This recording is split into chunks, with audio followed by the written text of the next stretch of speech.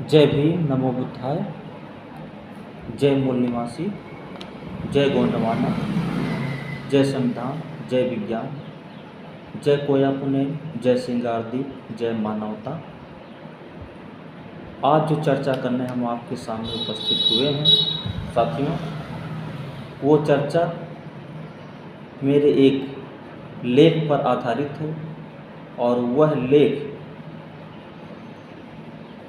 किसी को मार्गदर्शन प्रदान करने हेतु लिखा गया था। जिस व्यक्ति का मार्गदर्शन करने के लिए हमने ये लेख लिखा था, उस व्यक्ति के द्वारा किसी के डीपी पर जो तस्वीर लगी थी उस पर आपत्ति जताने की बात कही गई थी और उनकी जो आपत्ति थी वो स्थिति परिस्थिति के अनुसार सही थी। फिर भी मैंने उनका समुचित मार्गदर्शन गाइड करने का प्रयास किया, तो उसी बात को हम आप सबके सामने रखने के लिए उपस्थित हुआ हूँ। आशा है कि आप उसे ध्यानपूर्वक सुनेंगे और उससे कुछ अच्छी चीज़ें आप सीख पाएंगे और साथ ही हमारे इस चैनल को सब्सक्राइब करते हुए शेयर भी करेंगे, ऐसी आशा और विश्वास करता हूँ।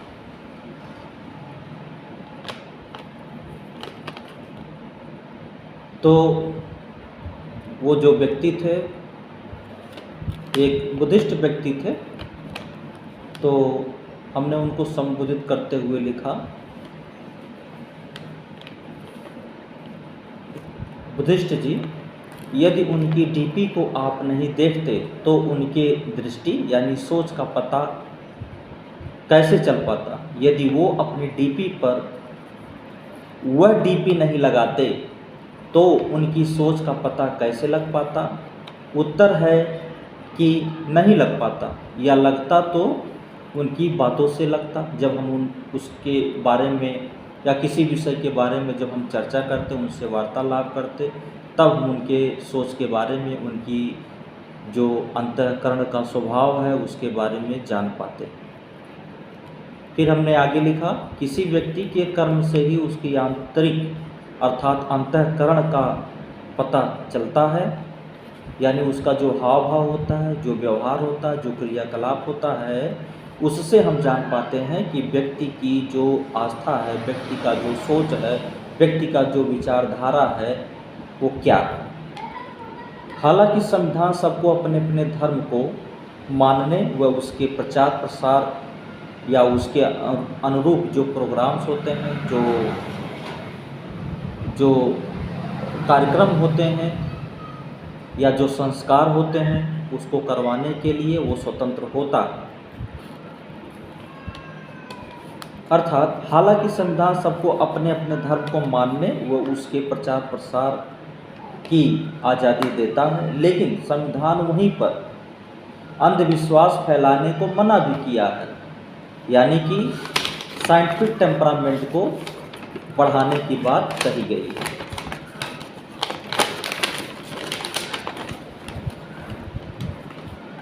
अर्थात चलिए कम से कम आप उनकी सोच के बारे में जान तो सके।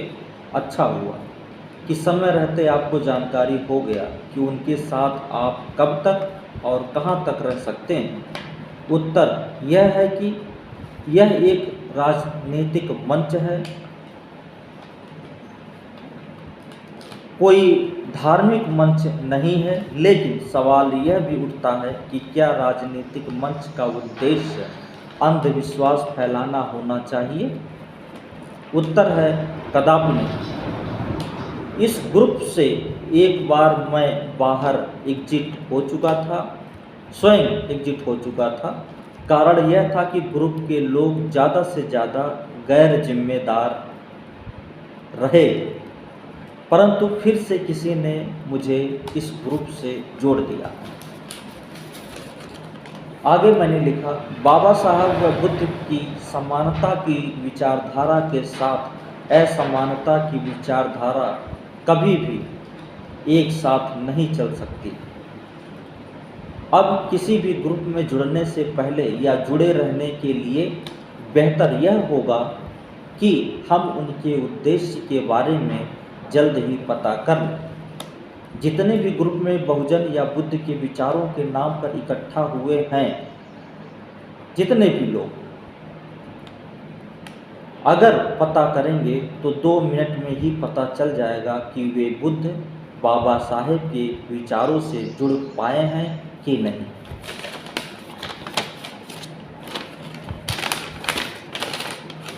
वास्तव में ऐसे लोग जो इस तरह की डीपी का प्रयोग करते हैं, वो कभी कभी बाबा साहेब बुद्ध के विचारों पर चलने हेतु काबिल नहीं। याद रखें, वैज्ञानिक व नैतिकता व सदाचार पर आधारित विचारों की धार पर क्रांति तेज व सार्थक व सबके कल्याण हेतु होती है। नमो बुद्धाय। जय भीम, जय गोंडवाना, जय संविधान।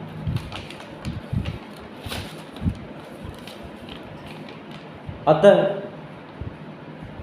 गौतम बीडी सोल्जर जी, आपके भावनाओं व सोच की मैं भूरी भूरी प्रशंसा अर्थात सराहना करता हूँ। I admire for your this deed, awareness and work. और यह जो डीपी उस ग्रुप में किसी व्यक्ति के द्वारा लगाया गया था, जिस पर वो व्यक्ति जिनको हमने जवाब दिया या जिनका मार्गदर्शन किया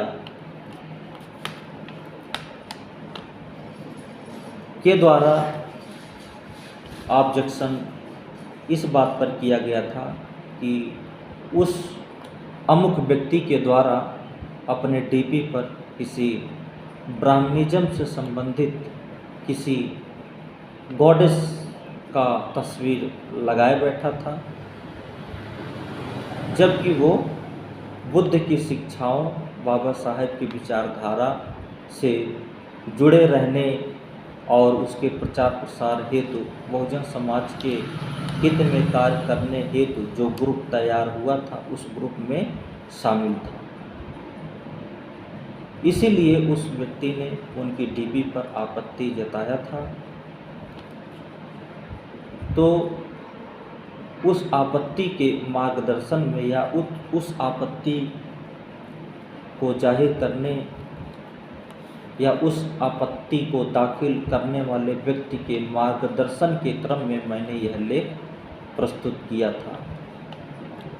आई होप कि आप लोगों को ये पसंद आया होगा। जय भीम, नमो बुद्धाय।